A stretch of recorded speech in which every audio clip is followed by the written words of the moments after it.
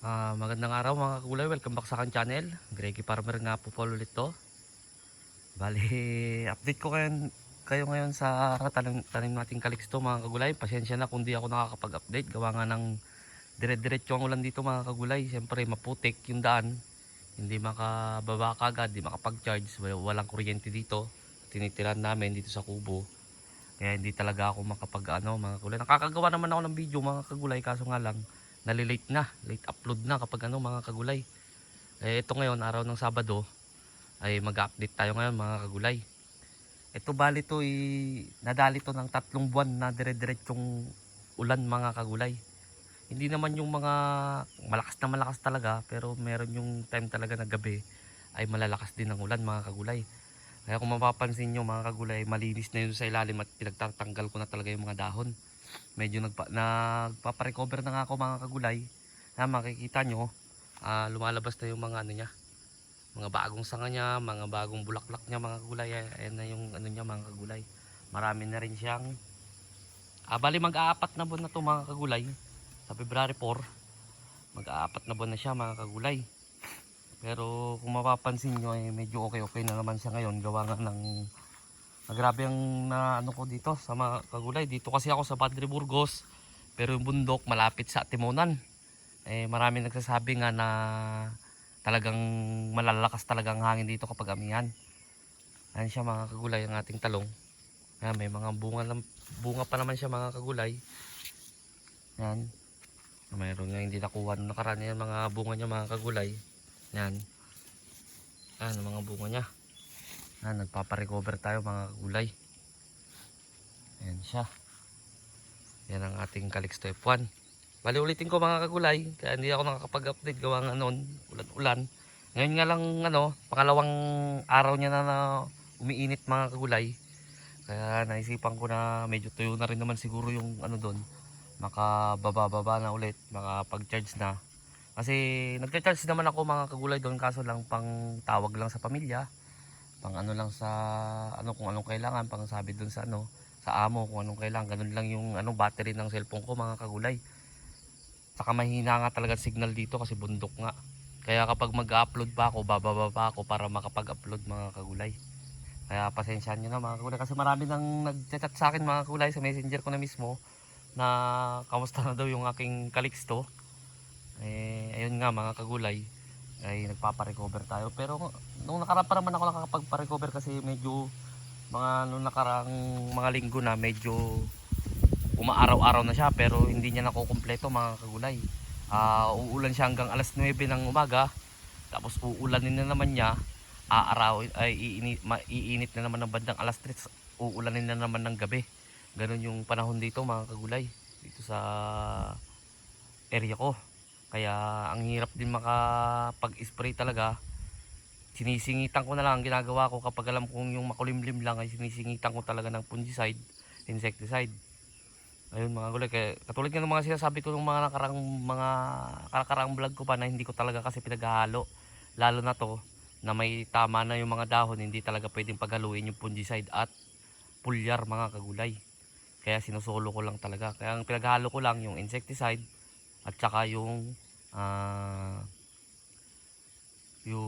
fungicide mga kagulay, yun talagang inahalo ko. Kaya kung makikita nyo mo, kagagaling sa ulan talaga ng diretso talaga mga kagulay. Hindi naman talaga totalin diretsong 3 buwan mga kagulay, kasi nung papasok nung last week ng October ay talagang inuulan na ako. Makikita nyo naman sa mga vlog ko mga kagulay, yung mga previous na vlog ko, makikita nyo naman talaga na talagang inuulan. At saka marami naman akong subscribers na taga rito. Alam nila yan, lalo dito sa Pagbilao. Alam naman nila yan na ganito pa ang panahon dito sa Quezon, dito banda dito sa Padre Burgos. Malapit na nga. Ayan kasing bundok na yan mga kagulay, sa likod niya natimonan na. Yung bundok na yan dyan mga kagulay. Yung atimonan, nakaanuhan yan ng dagat. Siyempre malapit lang, kaya talagang inuulan ako ng inulan, hangin. Kaya kung mapapansin nyo, talagang nakatali na siya mga kagulay. May straw na siya. May tali siya dyan, tali doon. Para hindi na talaga iba kasi yung hangin dito mga kagulay. Ngayon lang ako nakaranas sa buong buhay ko na ganun, halos gabi-gabi na umahangin ng malakas mga kagulay. So pupunta natin dito mga kagulay, baka sabihin nyo dito naman lang ang inaano ko. Ito nakaka-recover na siya mga kagulay. Ayan. May mga bunga na siya mga kagulay. May mga bunga pa naman dati, kaya ibig ko sabihin ay lumalabas na yung mga buko niya mga kagulay. Yung mga panibagong ano niya. Ayan siya. Ayan. Kaya naisipan ko na rin mag-vlog ngayon kasi maraming ang naghahanap sa akin. sa, sa messenger ko na sila nag-message, kamusta na daw yung talong ko, kung ano pa ba, okay pa ba. Ito nga ang sagot dito mga kagulay. Ayan. Wala nadali tayo ng ganun Pero kung tatanungin nyo man dito mga kagulay, nakabawi na naman to mga kagulay, nakabawi na.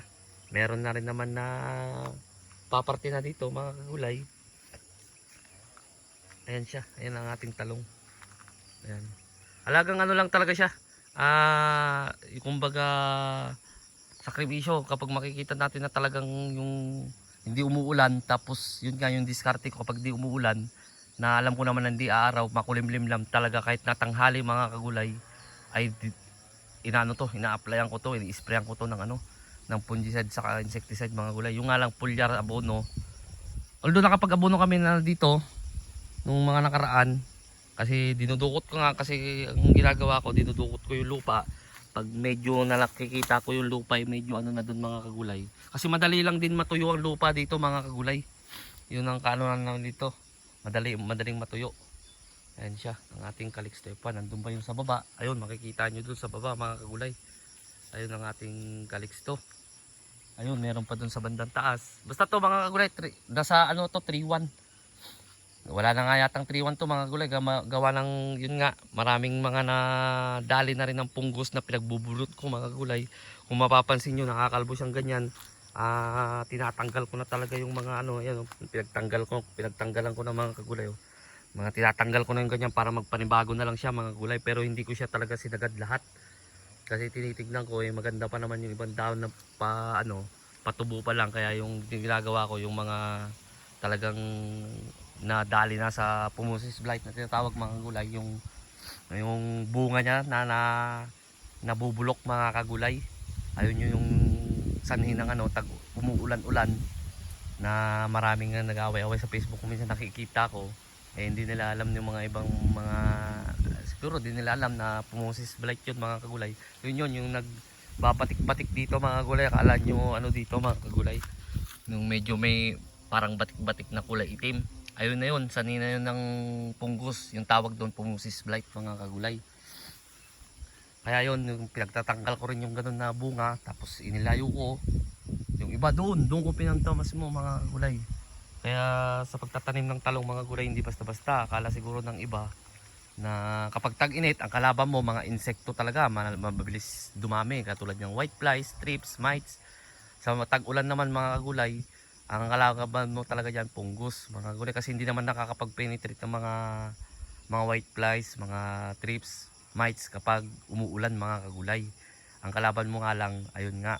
Pero kapag nakalusot ka naman doon sa mga punggos na yun mga kagulay, ang maganda naman ang presyo mga kagulay kapag ganun na umulan. Katulad ng mga nakaraan, 110, 190, ganun ang mga presyoan dito mga kagulay. Bali ito mga kagulay, nung pang 8 harvest yata, 7 na harvest, nakabawi kami dito sa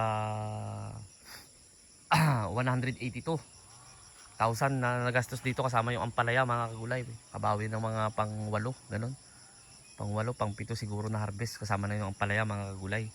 Kaya ngayon nakaka 20 yata na kaming harvest. Sigurado may kumukwenta dyan mga kagulay kung magkano na napaparte. Basta mga ganun mga kagulay. Kaso lang nung mga nakaraan kasi unti lang talaga, aminin ko sa inyo na unti.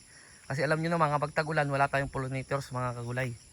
Kahit magaganda pa yung ni-spray natin na pulyar, kung siyempre iba pa rin kasi mga kagulay kapag may pollinators na tinatawag, yung bubuyog mga kagulay, yung sisip-sip nga ng pagpupollinate ng mga bulaklak mga kagulay, iba talaga yon.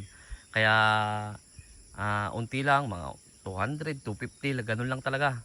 Aminin ko naman sa inyo mga kagulay, kasi baka yung iba kasi nasanay dun sa Mindanao na mga maramihan talaga ako marbes. Dito talaga inaamin ko na hindi ako makapagpabunga, gawa nga ng wala tayong pollinators, tapos hindi nga tayo makapag-abono. Ganun mga kagulay. Sa totoo lang mga kagulay, nagagamit ko palang abono dito simula 6 pa lang mga kagulay.